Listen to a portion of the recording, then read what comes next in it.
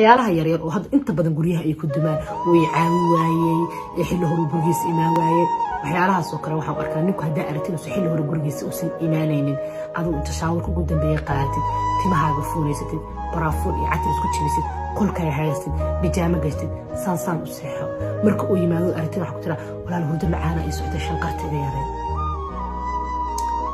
wallahi biri soo waxa arkaysa maqrib guriga soo xaroonay dabcan sida ay gabadhan ku talisay haddii aad sidaa yeesho ninkaaga habeenkii kaa soo daahaa waxay u badan tahay inuu kuu soo dhaqsado oo maqribkii kuu yimaado habeenkii xigana si la mid ah isla sidii haddii aad iskugu diyaariso waxay u badan tahay inuu soo dhaqsado habeenka ku sii xigana ka waran haddii aad isdiyaarin weydo isagana uu soo dhaqsado dabcan waxay u badan tahay isagana inuu soo daaho habeenka ku sii xiga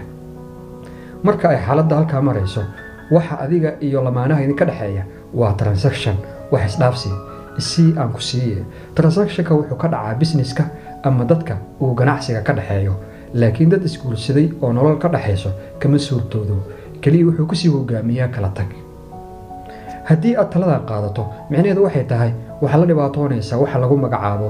conflict avoidant waxaadna ku fashilantay baahidaada dareen inaad si daacadnimo ah oo toos ugu gudbiso lamaanahaaga waxaadna doonaysaa in si indirect ah ama aan toosnayn aad u xalliso dhibka kaa haysta lamaanahaaga ka waran haddii marka uu yimaado adigoo isqurxiyey marka uu cashayo la fariista kadibna aad ku dhahdo gacaliye inta aad maqnayd waan kaa walwalsanaa markaad habeenkii soo daahdo anigana aan ogeyn sababta waxaan dareemayaa inaadan xiriirkeena daacad u ahayn waxaana doonayaa inaan xiriirkeena ku dareemo ammaan iyo hubanti aamin haddii aad sidaa ku tiraahdo hadduu yahay nin garasho leh habeen kale sabab la-aan kaama soo daahayo tan labaad isweydii talada ma tahay talo uu ku siin lahaa qof ku takhasusay arrimaha guudka iyo xiriirka lamaanayaasha sidoo kale ma tahay talo uu ku siin lahaa qof diinta si fiican u garanaya oo alla ka cabsi badan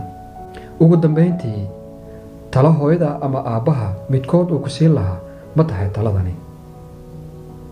inta badan guryaha dhisan waxay ku burburaan qofka oo ku fashilma waxaa dhibaya inuu si toosa ugala hadlo ama ugala xaajoodo qofka lamaanihiisa ah taas beddelkeedna uu qofka xeelad ka dhigto talooyin ee ficilo uu ka soo dhigtay asxaab